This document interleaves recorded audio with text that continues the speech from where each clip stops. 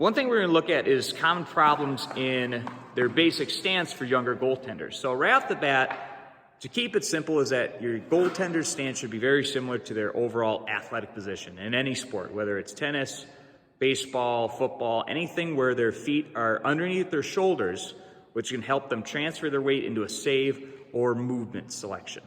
One common problem is either goaltenders either get too wide in their stance, which causes less knee bend, which will then cause less power and less optimal positioning.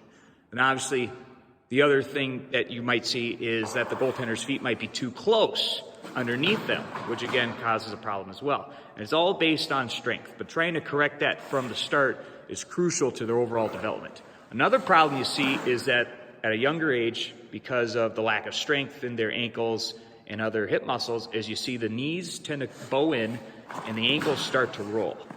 Now this is what it looks like if you were to take the goaltender's pads off, and sometimes it's a little bit harder to see when they actually have the pads on. But if you look from the side, what actually happens is that once the knees come in, that head and hands start to come back and their weight's now back on their heels.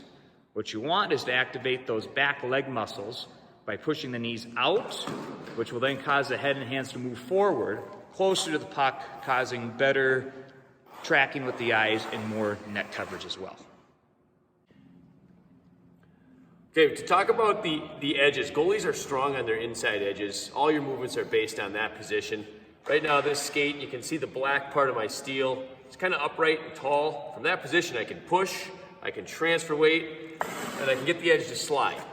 Where we see a lot of goalies struggle is when they get in this wide stance with their ankles bent in funny, and the edge is too slanted. The only thing you can do in this position is butterfly. But it's very hard to get a proper forward C-cut, backward C-cut, or certainly shuffle. Okay? So goalies who play in this stance, they just tend to butterfly slide a lot or drop too early on high shots, and they can't shift their weight athletically for proper side-to-side movement on their feet. So we want to practice shuffles. And when a goalie just learns to shuffle correctly with good knee bend and weight transfer, they're breaking the habit of playing with their knees in like this. Too many goalies, though, don't practice shuffles. They practice T-pushes, and they practice butterfly slides. You're not going to correct this problem if that's all you're training.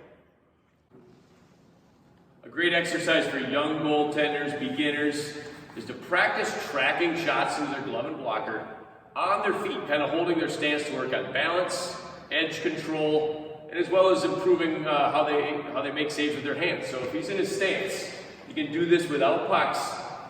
He's going to imagine a shot coming right towards his glove. He's going to transfer his weight, and move his head. Do that again.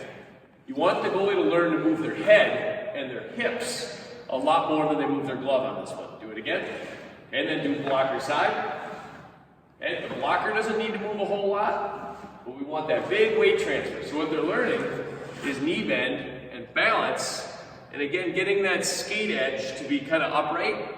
If they're doing that drill with that ankle bender kind of stance, they're going to tilt their hip the wrong way, which is a very weak position. We want them to learn to be strong on their skates every step of the way.